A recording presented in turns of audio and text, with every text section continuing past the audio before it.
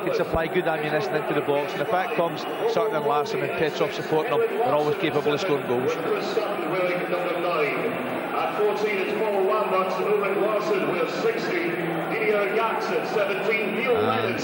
Both these sides with plenty incentive to want to win.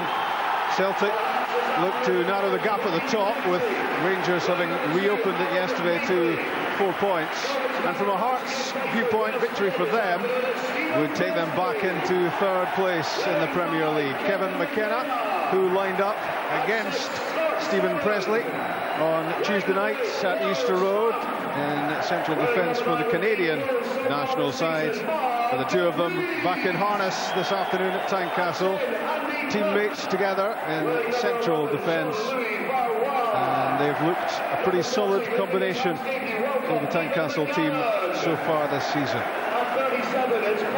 A test of character for Rob Douglas this afternoon. His last game for Celtic was the Old Firm game, in which he was undoubtedly at fault for at least a couple of the Rangers goals. He has played since, of course. He lined up for Scotland in Reykjavik last weekend, and Martin O'Neill has no doubts that he's big enough and tough enough for this to create no great problem for him. Kenny Clark is the referee for Hearts against Celtic.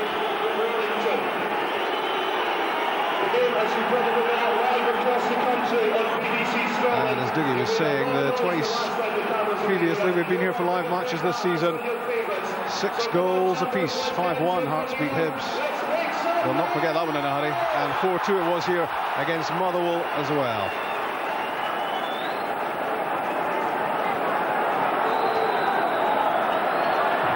And David McGowan gets his first touch of the ball right at kick-off.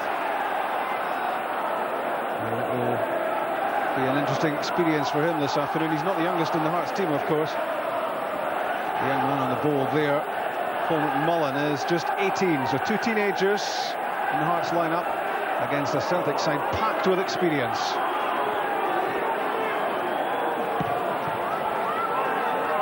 First involvement for Jean-Louis Valois, player of the month. Don't think that was rehearsed.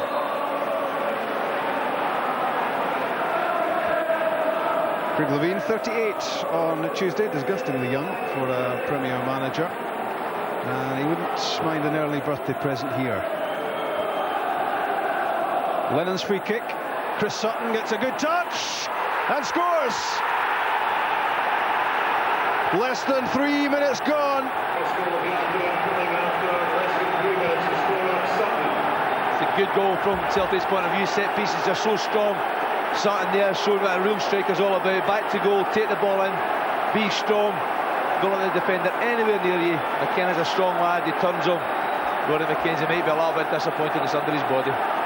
Stephen Presley furious with Kevin McKenna here because he was muscled out of it by Sutton, and he found that precious little half yard. It was all he needed to squeeze home the shot. And quick thinking there from Douglas. Big booming delivery downfield, and it almost worked out for Celtic's top scorer. Stab to Maybury, short with the pass from McGowan. Larson's layoff, Celtic slick. Now Petrov thrusting through the midfield. Useful for Chris Sutton. Celtic threaten again, and it's Guppy, so close to 2-0.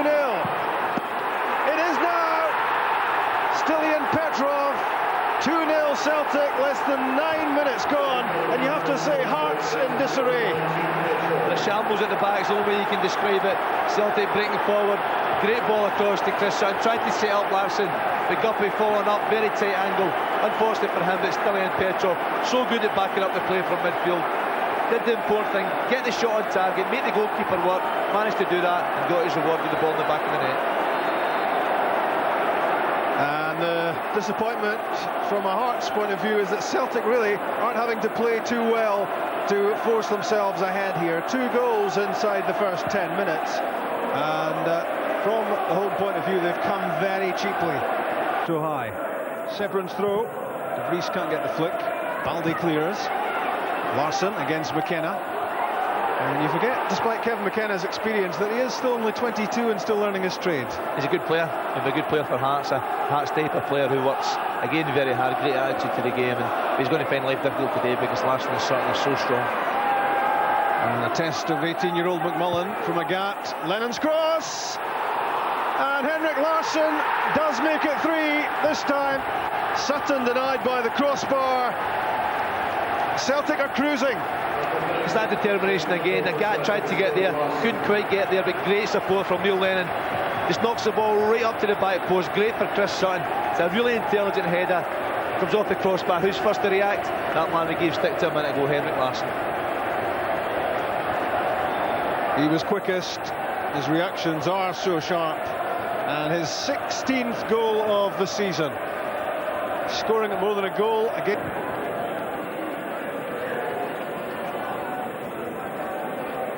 It's a one-horse race so far at Tynecastle.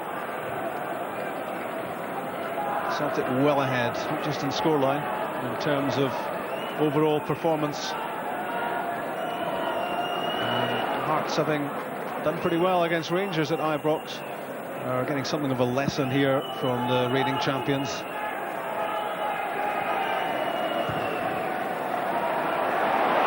And here's a chance for another goal for Henrik Larsson. Takes it, 4-0. 3.5 minutes from half-time. 2 for Larsson and 4 for Celtic. Little touchy offside possible there, but Henrik Larsson, he's not hanging about. He's not waiting to see what's happening. He's playing the whistle as he should do. Just the goalkeeper edged him out and just knocked it over the top. A magnificent finish. You don't really have much doubt about Henrik Larsson in those sort of situations. Roddy McKenzie tried to narrow it, but just lofted it over the keeper. And now 17 for the season. 4 goals in his last 2 games, Henrik Larsson. He's hot.